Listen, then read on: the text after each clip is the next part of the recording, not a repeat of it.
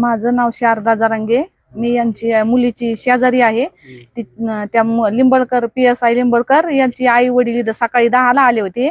10 वाजल्यापासून 4 वाजता बसत होते. मुलगी द्या म्हणत होते. मी तरी पण त्यांना एवढं म्हणलं, तुमचा मुलगा PSI आहे, तुमच्याकडे बागायती शेती आहे, मग तुम्ही का मागणी करते? तिच्या भाषेला म्हणलं, इथं गावात त्यांची भाषी आहे. तर ते म्हणले काय माहित आम्हाला. म्हणलं आता नातेवाईक आहे पहिलं जवळचं.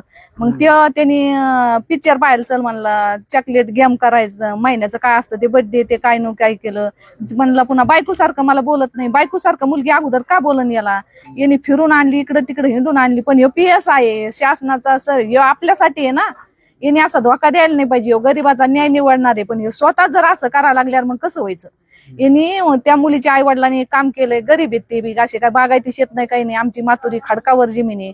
पुन्हा म्हणतो जरांगे पाटलाचं गाव आहे म्हणून हे धमकी देत. आम्ही जरांगे पाटलाचं गाव आहे म्हणून आम्ही धमकी देत नाहीत. आमच्या मुलीला बदनाम केलं. आमच्या मुलीची न्यूज छापिली. या मुली सारण संघ 3 महिने बोलला आणि मग नंतर यांनी गेम केला. ह्यो गेम करायला नव्हता पाहिजे. यांनी भरपाई करायला पाहिजे खर्चाची.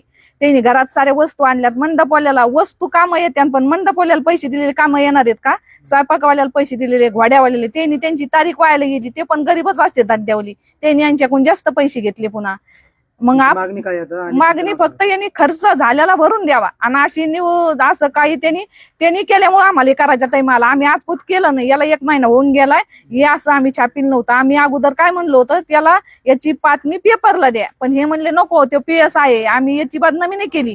पण हे जर आमची बदनामी करायला लागल्या, मग आता आम्ही त्याच्यामुळे न्यूजला दिलं. आम्हाला द्यायचं पण नव्हतं.